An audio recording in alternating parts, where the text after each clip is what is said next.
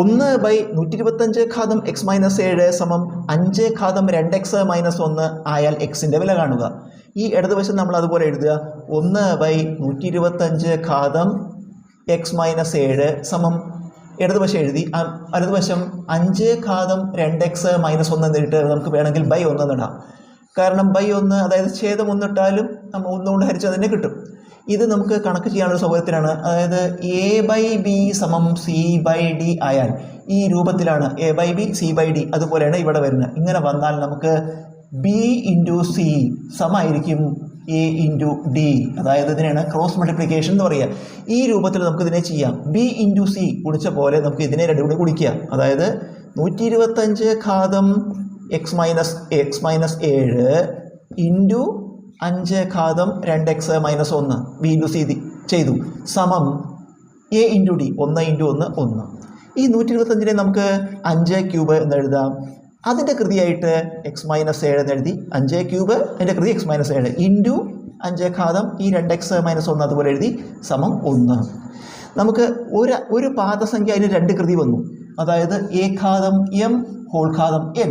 ഒരു പാദസംഖ്യ 2 കൃതി വന്നാൽ എ ഘാതം പാദസംഖ്യ എഴുതിയിട്ട് കൃതികൾ തമ്മിൽ ഗുണിക്കുക എം ഇൻറ്റു എൻ. അതുപോലെ ഇവിടെ ഒരു പാദസംഖ്യ 2 കൃതി, പാദസംഖ്യ എഴുതുക, കൃതികൾ തമ്മിൽ ഗുണിക്കുക 3 ഇൻറ്റു എക്സ് മൈനസ് 7 ഇൻറ്റു ഇത് അതുപോലെ എഴുതുക 5 ഘാതം 2x മൈനസ് 1 സമം 1.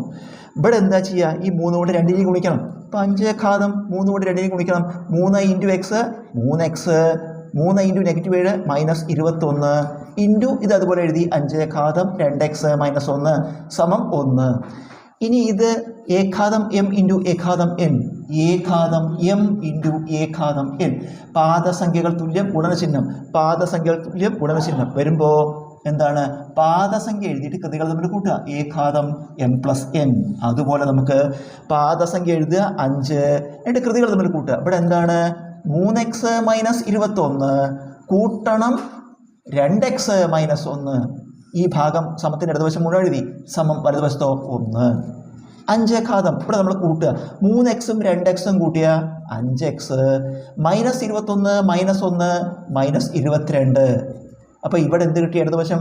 5 ഘാതം 5x മൈനസ് 22 സമം ഈ 1 എന്നുള്ളതിന് നമുക്ക് 5 ഘാതം 0 എന്ന് എഴുതാം. അതായത് കൃത്യങ്ക നിയമപ്രകാരം എക്സ് ഘാതം 0 സമം 1. ഏതൊരു സംഖ്യ പാദസംഖ്യയുടെയും കൃതി 0 1ആണ്. അപ്പോൾ നമുക്ക് ഈ 1ന് പകരം ഏതെങ്കിലും ഒരു പാദസംഖ്യ എഴുതിയിട്ട് കൃതി 0 ഇടാം. അപ്പോൾ ഇവിടെ 1ന് പകരം നമ്മൾ ഒരു പാദസംഖ്യ 5 എന്നിട്ട് കൃതി 0 ഇട്ടു. ഇത് എന്തിനാ 5 ഇടണമെന്ന് വെച്ചാൽ ഇവിടെ പാദസംഖ്യ 5 ആണ്. അപ്പോൾ പാദസംഖ്യകൾ തുല്യം വരാൻ വേണ്ടിയിട്ട്. ഇപ്പോഴത്തെ ഒരു സമവാക്യമാണ് പാദസംഖ്യകൾ തുല്യമാണ്, അപ്പോൾ കൃതികൾ തുല്യമായിരിക്കും. അപ്പോൾ ഇവിടുത്തെ കൃതി 5x മൈനസ് 22 സമം ഇവിടുത്തെ കൃതി 0. ഇത് നെക്സ്റ്റ് കാണണമെങ്കിൽ ആദ്യം മൈനസ് 22 അങ്ങോട്ട് എഴുതി. 5x സമം ഇവിടെ 0 അതില്ല. മൈനസ് 22 അങ്ങോട്ട് എടുക്കുമ്പോൾ 22. എക്സ് സമം 5x സമം 22 ആണെങ്കിൽ എക്സ് സമം 22/5 ഹരിക്കുമ്പോൾ 22 5 4 5 20. ശിഷ്ടം 2 0.20 4 5 20. എക്സിൻ്റെ വില 4.4.